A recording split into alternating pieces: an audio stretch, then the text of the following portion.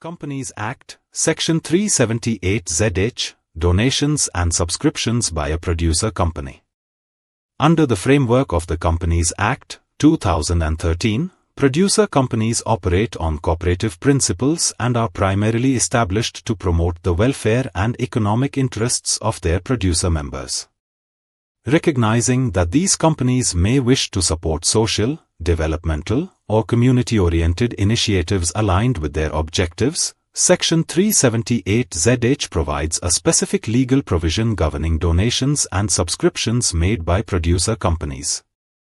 This section sets out the conditions, limits, purposes, and restrictions under which such financial contributions may be made, ensuring that they are used responsibly and in a manner that benefits the larger producer community or advances the cooperative ethos, without being misused for political or unrelated purposes.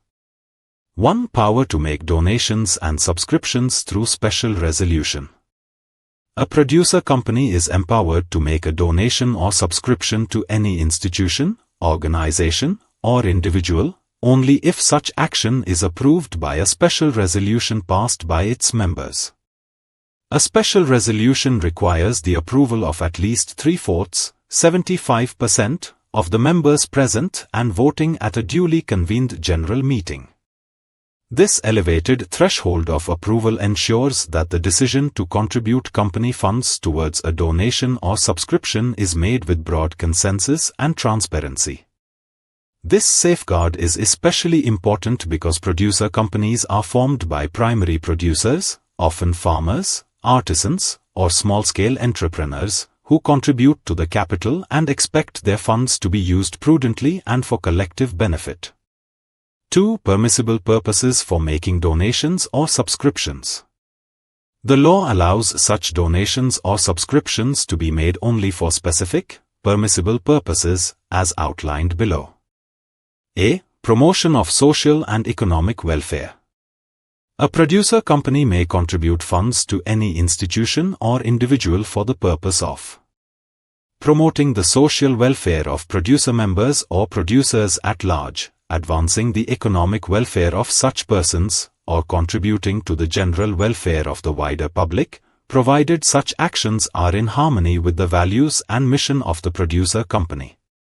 Examples of such activities may include funding educational or healthcare initiatives for farmers or rural communities, supporting skill development or entrepreneurship programs, contributing to community infrastructure like storage facilities, irrigation systems, or training centers. This provision allows producer companies to play a developmental role in the regions where they operate, thereby enhancing the living standards and long-term prosperity of their members and surrounding communities. B. Promotion of mutual assistance principles. Producer companies are founded on the principle of mutual assistance, which includes cooperation, equitable sharing of benefits, and collective decision-making.